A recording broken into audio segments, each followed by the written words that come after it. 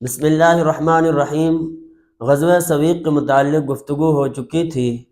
آج بات کریں گے غزوہ غطفان کے متعلق۔ یہ معرکہ کچھ اس طرح سے پیش آیا کہ 3 ہجری تھا، محرم الحرام کا مہینہ تھا۔ تو 2 قبیلے غطفان کے، جن کو آپ شاخیں کہہ سکتے ہیں، یہ 2 شاخیں تھی، ایک بنی ثعلبہ اور بنی محارب۔ یہ دونوں جمع ہوئے نجد کے مقام پر۔ انہوں نے ارادہ کیا کہ ہم مدینہ میں لوٹ مار کریں گے۔ یہ دونوں قبیلے جس وقت وہاں جمع ہوئے تو حضور صلی اللہ علیہ وسلم کو پتہ چلا۔ حضور نے حضرت عثمان رضی اللہ تعالیٰ عنہ کو مدینہ میں نائب مقرر فرمایا اور خود 450 صحابہ اکرام کے ساتھ چل پڑے نجد کے مقام پر۔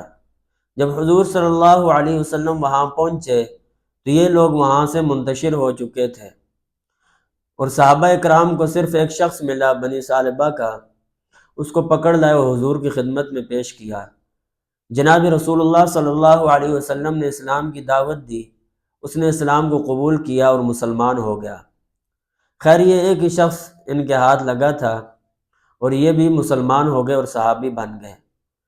حضور صلی اللہ علیہ وسلم اور صحابہ کرام چند روز وہاں پر رہے اور پھر واپسی کا ارادہ فرمایا۔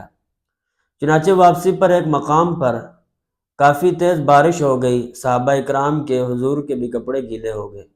تو حضور صلی اللہ علیہ وسلم کے کپڑے گیلے ہونے کی وجہ سے حضور نے اپنے کپڑے اتار کر ایک طرف رکھے اور ایک درخت کے نیچے آرام فرمانے لگے۔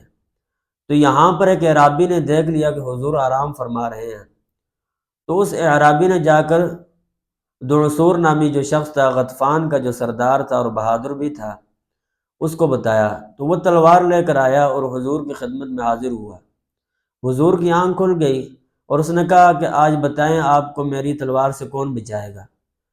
تو حضور صلی اللہ علیہ وسلم نے فرمایا کہ اللہ تعالیٰ۔ تو فوراً سے اس کے ہاتھ سے تلوار گر گئی۔ حضور نے تلوار اٹھائی اور فرمایا کہ اب بتاؤ کہ میری تلوار سے تمہیں کون بچائے گا؟ تو وہ خاموش ہو گیا، اس نے کہا کوئی نہیں بچا سکتا۔ خیر، اس نے اس مقام پر کلمہ پڑھا اور مسلمان ہو گیا اور کہا کہ اشہد ان لا الہ الا اللہ واشہد ان محمدا عبدہ ورسولہ۔ تو حضور صلی اللہ علیہ وسلم نے اسے معاف فرما دیا۔ جب واپس گیا تو قبیلے والوں کو اپنا سارا حال سنایا اور اس نے کہا کہ میں اس طرح درخت پر تھا اور میں نے جب یہ دعویٰ کیا کہ اب آپ کو کون بچائے گا میری تلوار سے، تو فوراً سے میری کمر پر ایک مکہ پڑا۔ تو سیرت نگاروں نے یہاں پر لکھا کہ وہ جبرائیل امین تھے، انہوں نے مکہ مارا۔ تو وہ تلوار، وہ دعصور نامی شخص کہنے لگا کہ وہ تلوار میرے ہاتھوں سے گر گئی۔ خیر، اس نے سارے واقعے کے پس منظر کو بیان کیا۔ تو حضور صلی اللہ علیہ وسلم اپنے صحابہ اکرام کے ساتھ اس سفر کی تکمیل کر کے مدینہ منورہ تشریف لائے۔ خیر، جب مدینہ منورہ پہنچے تو ربیع الاول کا مہینہ وہیں پر گزارا۔ ربیع الثانی کے اندر بحران کے مقام پر بنو سلیم جو ہیں وہ وہاں پر جمع ہو رہے ہیں اور اسلام کی مخالفت کا ارادہ کر رہے ہیں۔ حضور صلی اللہ علیہ وسلم نے 300 صحابہ کرام کو ساتھ لیا اور وہاں پر تشریف لے گئے اور اپنا نائب جو ہے عبداللہ بن ام مکتوم کو مقرر فرمایا۔